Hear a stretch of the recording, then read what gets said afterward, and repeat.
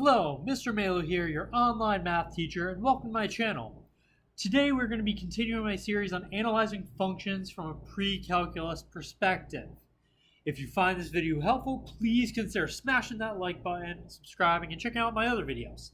So, in particular, today we're going to be delving deeper into discontinuities, but now how to identify them algebraically from the equations of a function. If you don't know what discontinuities are, check out the link in the description to my other video on continuity and discontinuities. That'll give you a better idea.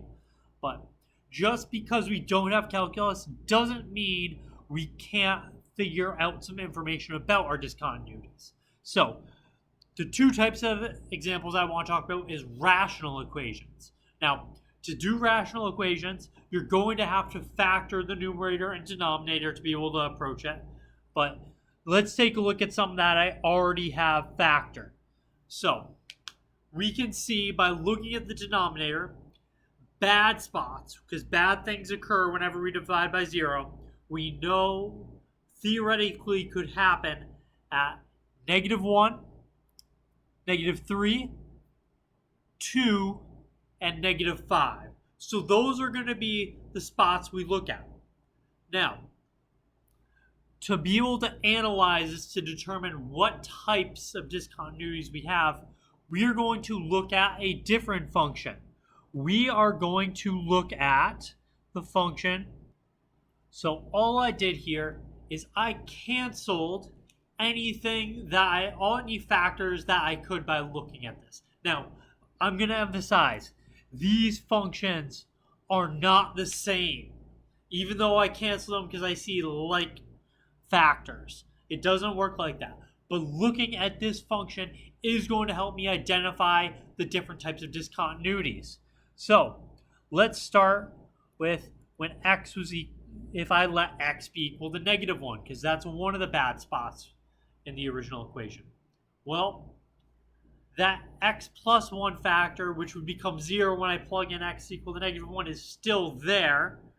So this is going to mean that at x is equal to 1 is an infinite discontinuity. So, i.e., a vertical asymptote. So, infinite discontinuities are vertical asymptotes. And it's an infinite discontinuity because the x plus 1 is still in the denominator after I simplify. So because of that, I know there's still an infinite discontinuity at x is equal to -1. Now, let's take a look at what happens at that value at x is equal to -3. So -3, I'll make that a little bit clearer. And this is because if I plug in -3, I would have 0 in the denominator from that second factor, that x plus 3, the second power. When we look over at our simplified function, we do not see an x plus 3 factor anymore. And that's good. That means that there's going to be a removable discontinuity at x is equal to -3. So it's a removable discontinuity because that x plus 3 is no longer a factor in the denominator after simplifying. So, a good question is whenever it's removable, where is that hole that I could fill in located? We know the x value is -3.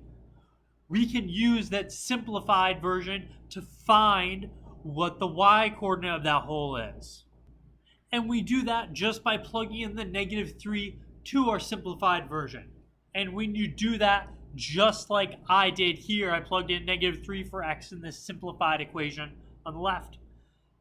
Then we get 0. So that means the hole is located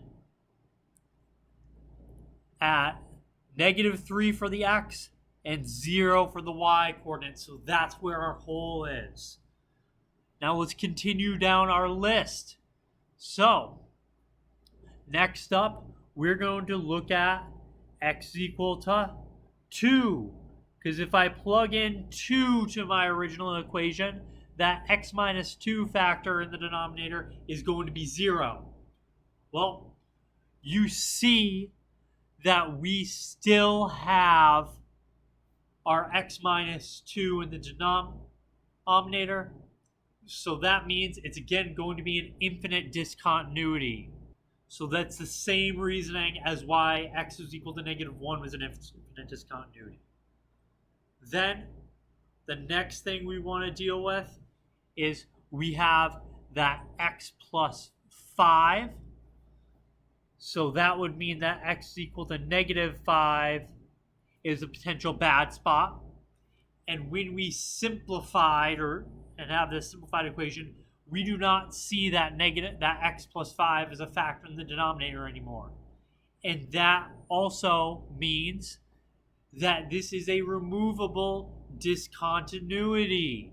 So that means all we need to do is plug in -5 to our simplified function, which when we do simplifies to -1/14 to tell us that the whole is located at the point -5, -1/14.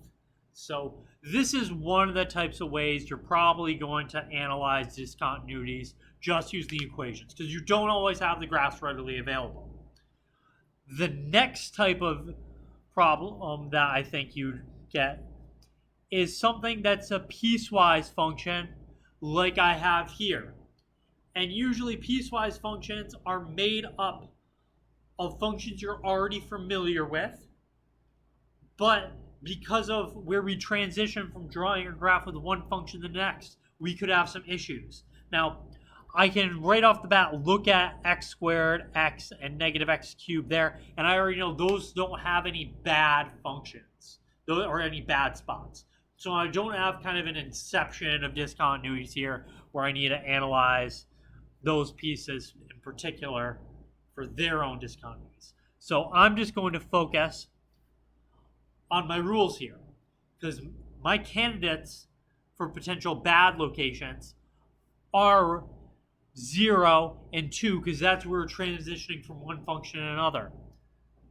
So at x is equal to 0, what I'm going to do is I'm going to look at what happens when I plug in 0 to x squared. So 0 into x squared is just 0. And 0 into x is also 0. So that means that I have either a removable discontinuity or I'm continuous here. But because I would just transition from drawing one graph to the other, since these both aren't strict inequalities, I'm continuous here. So I get that since these are the same, it means continuous or removable, and it is continuous in this case because that the domain includes 0. Now, if I'm going to go and look at my other transition spot, so when x is equal to 2, because this is the other location where I could have some issues, I'm going to do the same thing.